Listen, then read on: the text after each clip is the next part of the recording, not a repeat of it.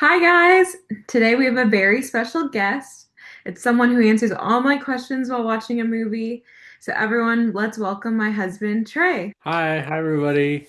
Thanks for having me. Trey, can you tell the audience what you do? I'm a law student right now. I'm in my second year, so it doesn't really leave a lot of time for watching movies, but we try to get in as much as we can. Yeah. So, being in school, you don't have much downtime. So, how do you maintain that? I do a lot of stuff just during the week. I might try to make sure that I stay late at school during the week, make sure I have my weekends totally clear for all the family time. I try to make sure that, my weekends are spent with my family, not on my phone, not on my laptop, just I'm present in the moment. That's great. Okay, to start, can you tell us who your favorite director is? Oh, okay. I would say David Fincher, just because I liked a lot of his movies when I was younger, maybe not even knowing like that it was all the same person, the same writer, same director, that kind of thing. I think that was just kind of like liking the tone, liking the visual style. Okay. When was the first time you'd watched one of his movies?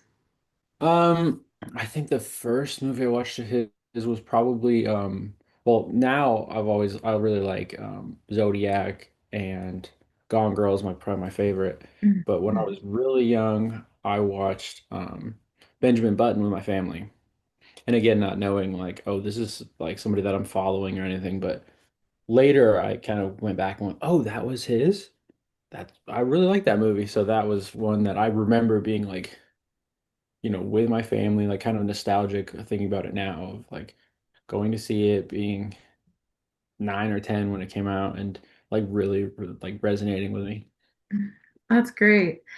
So what about what he does, like when he creates movies, draws you to him? Probably it's like a really like signature color palette with like the dark tones, but I think I really liked just kind of like the seriousness of those kind of movies. Another one of his is like The Social Network. It's like I don't think there's hardly any jokes. I don't think there's many jokes in any of his movies, and that's Mhm. something I really like. I don't really like kind of like I definitely don't like comedies, but I like serious t tones, serious color palettes. I like I even use a lot of the soundtracks when I study now. Oh yeah. Just it's calm. It has that like way to study and really like focus in on something. Can you elaborate more on the color palettes that you're describing? Oh yeah, I think aside from Benjamin Button, because I think it has because it's in like that World War One, World War Two era, it kind of has more of like a golden brown to it, just to make it seem like it's older. But the rest of the movies, I think, all have like a bluish hue. I think Gone Girl does, which you typically wouldn't see in like a suburban area or suburban like themed place. But the Zodiac definitely does because it's always at night. It's, the detectives looking at the crime scene. I mean, we saw that in the Mindhunter series, which is also by Mhm. him. It's like those kind of cool, wet alleyways. So I think you can kind of see like if you just saw the colors lined up, you'd say you could pick out the movie and say, oh, it's one of those. That's great. Thank you for sharing that with us. So we tend to rate movies very, very closely on a Letterbox, the app Letterbox. Can you tell us what the most recent movie that you rated on Letterbox is? A couple days ago we watched The Bride together, and I think like you said, typically we do rate things very similar, but I think that's gonna be one that we might differ on because I know we talked about it afterwards and we kind of had different opinions of it. What'd you rate it? I think I gave it like I think I gave it like 4.5 stars. I liked it quite a bit. It was lacking in some spots. I think it seemed like it was too short. And I think if I'm walking away from a movie and saying, "Oh, I wish there was more," that's too short. I would have sat in there for another 30 minutes, an hour even. Then I think that that's doing something right. So for the 4.5, yeah, I think it was really good. I was looking, that was one I was looking forward to. Mhm. Right. So I think maybe like that might be a reason why we kind of differ for there, you kind of got it brought upon you kind of blindly. It was probably, I thought, the better Frankenstein movie of last year. And again, that's I'm more of like a fan of that kind of thing. So it really was like up my alley. I think I'm a big fan of anything set in like that kind of time period. So it Right. was it was what I was looking for. I wasn't the biggest fan of that movie. Truthfully, I just felt like it was two different movies, Yeah, which that's I think we share that opinion. I really liked one version of it, and then the other one I was just like, this doesn't make sense. Would you agree? which part. I really liked the artistic part of it where it was black and white and she was kind of going crazy, hallucinating almost. And then the other part seemed too modern, I Mhm. guess is what I didn't like. Right, and I think that's what I was saying. It seemed like it was like cut up. Like Mhm. there was a few scenes missing that could have kind of bridged that gap. Right. But it did seem like it was maybe this is not what they fully intended. So I think that's one that I would kind of want to see like a director's cut. Do you think they were short on time? It kind of seemed like it. I think when it's that like ambitious, I think a lot of times the whoever's behind the camera will start to cut things up to make sure it's, people are in and out of the theater fast. You can get a couple more tickets sold. But maybe maybe people aren't going to have as much like a word of mouth. So let's just get the money in while we can. So, what would you have changed if it were you in the director's seat and you heard these kind of reviews, or maybe if you didn't hear these reviews and you were like, let's fix this, what would you change? Ooh, for that movie? Oh, I don't know. I definitely would have definitely kept, like you said, like the atmospheric parts, the black and white stuff I thought was Mhm. really cool. I thought the whole Bonnie and Clyde thing was really good. I think, and we talked about this too, but I think leaning in on kind of the themes, like Mhm. you said, I think it was kind of it could have been heavy-handed with the themes, I think. Um, and I that's which is weird because a lot of times we always say like it seemed like they were just telling you exactly what was happening. That movie, I think they could have benefited from that. I think I would have wanted a little bit more of the there was a part in it at the end where it's kind of seemed like they were starting like a riot and they were starting of like a kind of a cultural movement. And Right. I liked that part, that element. I think they could have leaned into that more too. So, do you typically watch movies from this director? Oh, it was Maggie Gyllenhaal, and I don't think so, and I don't think I've ever seen anything. I think what got me was the time period. Like I said, I think Mhm. there's a lot of movies that I probably wouldn't have seen, but just seeing from like the trailer that it's like set in that like 1910 kind of time frame that I go like, oh, this is instantly I'm interested. Mhm. It's the technology and like, again like that kind of like color palette and seriousness that comes with those kinds of movies that I think it like there's a lot more drama to people's lives during that time that you have to kind of watch and just like you end up feel bad for people just because they're living with like the ramifications of like coming back from the war and things like that that it almost seems like a fantasy, but then you have to remember like, oh man, this is really what people did. People Right. really were like this. Yeah. So I know you said that the trailer kind of got you to watch that movie. More specifically, when you kind of see a movie that you're wanting to watch, what gets you to watch it? Is it the promotion? Is it the trailers? Is it just knowing the director, maybe the actor? Like, what is it that gets you kind of right away, like, we're gonna watch this movie?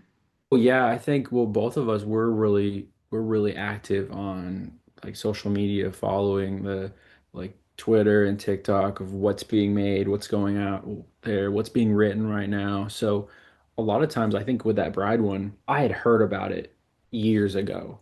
Slowly and slowly you'd start seeing like set pictures and casting rumors and stuff, and you start seeing kind of build up and you go, oh, this is more and more for my cup of tea, where sometimes you think like that's a really good idea and then the more it goes then you start seeing people get casted and you say like, oh, this is turning, maybe it was supposed to be something that was up my alley.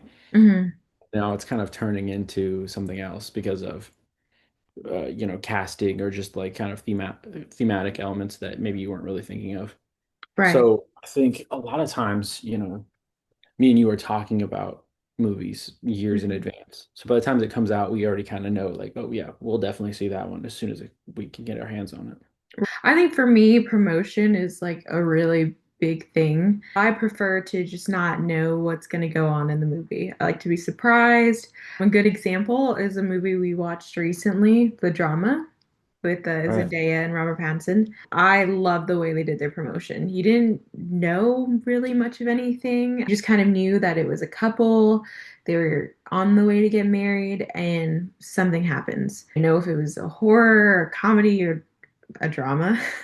I prefer that style. I don't know about you, but it's kind of nice to just have it be a surprise. Yeah. Yeah, I'm really glad that we kept that one. A lot of times I show you things and I will make sure that I don't tell you what it is because I know it's meant to be a surprise. Mhm. But I'm glad that that one, neither of us knew what was going on. And I think a lot of that was because of the promotion stuff. Right. Can you share a story that really stuck with you personally? Story of a movie that stuck with you personally? I have a lot of like nostalgic memories for kind of the experience of seeing a movie. Like I remember like the era around the movie. We were talking recently about like the Transformers movies and how it was kind of that was the theme of the summer Mm. for like maybe 5 or 6 years when those were just reeling out. It was, the kids would start talk about it in the schoolyard. Little boys had their Transformers shirts. I mean, there was a lot of times that those were it was Happy Meals. It was everywhere. Just like you said, the promotion stuff. So I think uh I think I could get like really nostalgic for that kind of thing, all encompassing nostalgia for the movies. A big one for me was the fourth Indiana Jones. When I was a kid, when it came out, it was like a big thing around my family. I have the memories of, getting the popcorn ready and, renting it from Netflix. I think at the time it was Netflix that came in the mail. I have the memories of just being a kid, I think is sometimes you kind of think about like, oh, the good old days, and it's that. It's Hmm. sitting on the floor with a movie in front of you, that kind of stuff. Yeah, anything like that where it was like the movie of the summer, I think I have bigger memories of because it wasn't just one day. I have two that recently we've watched that kind of is like struck something in me that like I feel personally connected to. One would be Train Dreams, and the other would be Hamnet. In Train Dreams, I think I related to the part of the movie of when he was reliving his best time of his life. And the best time of his life was him, his wife, and their daughter.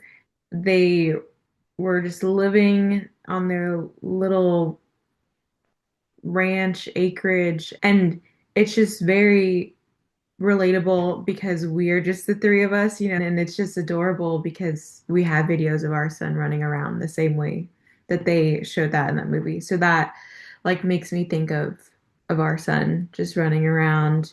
With Hamnet, I felt really close to that movie because Jessie Buckley did an amazing job like understanding or displaying motherhood, showing the highs and lows. And then also I connected to that movie just because the son Hamnet looks what I imagine is our son is going to look like in the future. Like his little lightly blonde hair, just like the same kind of round face. So watching that movie, I felt connected in those two ways where I felt, oh, this is like heartbreak for me also.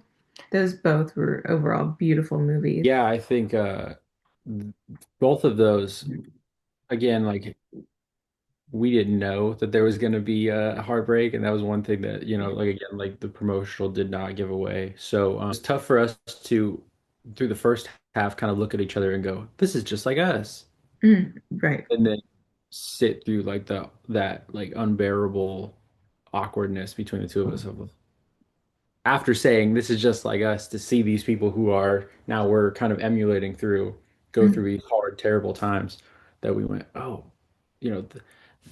we were just saying that was just us and now we're getting all sad and it definitely affects you a lot more. It definitely affects you a lot more just because not only because like they look like us, they look like our son, but Mhm. same situations, they're like feeling the same emotions. I think that kind of stuff shows a lot of why it's good for like movie characters to look like the people in the audience or to go through the same experiences, be relatable and things like that. So, what is something that directors do that instantly make you pay attention to the movie? That like serious tone, no jokes, that kind of stuff. That but another one is kind of the like I said, the color palette of it. I think it was last year we went through all the Mission Impossible movies. And a big thing of mine was kind of noticing the color palette and kind of the themes change with the colors being shown. You know, you'd have these bright, flashy, bright silvers and chromes and things in the 2000s, and those kind of shifted over. And like once it hit that like bright white in the more recent ones, it reminded me of other serious movies from when I was a kid that obviously aren't serious now that I'm an adult, but like the Superman from the 70s. When I was a kid, it was about like loss. It was about losing Mm, parents twice. So I always had that idea of like movies that weren't bright and flashy were serious. So seeing that in like in newer modern movies, it makes you think like, oh, this is even if it's a guy jumping off buildings and things, it makes it seem like it's like more adult or more artistic. You know, I think okay. even if it's a movie based around like stunts and things, it still has like some artistic flair because that's somebody's job. Like cinematography is actually Right. somebody's profession that they're putting this like artistic effort into. Way that like directors choose to do their lighting completely alters moods or can just change the movie overall, you know. We Right. So thank you for your time. We're just gonna pick your brain for just a little bit longer. So are there any upcoming movies or projects that you're excited for? You know, a big one for me, I know I've already mentioned The Social Network, but I think because I liked that first Social Network movie by David Fincher so much that the sequel coming out is it's really like pretty high on my list. I think it's a different director. It's Aaron Sorkin who he wrote it, so he's directing it this time, but I think again it's keeping that same theme. It's keeping the same kind of the trailer already had the same music and I even mentioned it to you like, "Oh, it's the same song. I recognize it Mhm. because I've played it a dozen times while I'm studying." So I think that's one that's really on my radar. If you could go back in time and watch a movie all over again for the very first time, what would it be? I watched a lot of movies when I was younger, probably ones that I shouldn't have. Like I said, there's a lot of times that when you're a kid, it's either your parents say like, "Yeah, you're good, you can watch this." And sometimes, I probably shouldn't have that young. I think I watched Terminator 2 all the time when I was younger, maybe like 3, 4. Yeah, that's one I think I would like to watch now. I showed it to you, gave you that big reveal that when I was a kid never was a reveal. It was always like, yeah, of course. Of course, the guy on the cover is the good guy. Big surprise when I showed it to you. What did you think? That twist really shocked me because, you know, you find out very pretty early on that he's actually good instead of him being bad. So you introduced me to the Criterion Closet. I think the audience can benefit from that. Can you explain that for us really quickly? Most people aren't familiar with the YouTube videos where famous people come in, they go to the Criterion Closet and they pick out movies and kind of talk about them back and forth. But the actual physical discs are a big part of like physical media being kind of brought back and curated through the Criterion Company because they'll go through and find physical releases, haven't had restorations. A lot of times there's movies out there that if they're not on streaming, they're just lost. And if they are on streaming, then somebody could pull it right off of streaming and then it would just be erased. So a big part of the Criterion thing, and I mean we've done this too, is kind of building our physical collection is always making sure that like could this movie get kind of erased from history, we better keep a physical copy, but also this movie could get changed and altered and stuff too. A lot of Mm. times streaming will kind of cut it down, cut it shorter, change the aspect ratio, change, mess around with the lighting and things. I always like the Criterion. A lot of the discs will have a sticker that says like director approved because One thing I like about the Criterion, most of the physical copies are something like really cool. Like yeah, yeah, yeah. I like all of like the unique artwork's probably a big part of it. Okay, awesome. So one last question. Can you give the audience a movie recommendation? There's a movie called Collateral from 2004, and it is with Tom Cruise. It's one of those early digital, early shot on digital. It has that kind of like digital grain to it. I think we saw Miami Vice had that.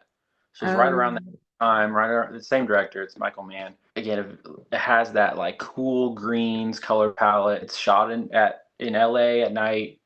It has the I don't know what you call those kind of like street lights, but that is the feeling of the movie. And the whole movie just has that kind of cool blue, dark, deep blacks that you can it'll won't even light up the room when you watch it. It has that real dark tone to it.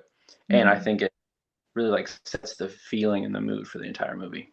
Thank you so much for hanging out and talking with us and kind of giving us your recommendations. Well, thank you. Thank you for having me.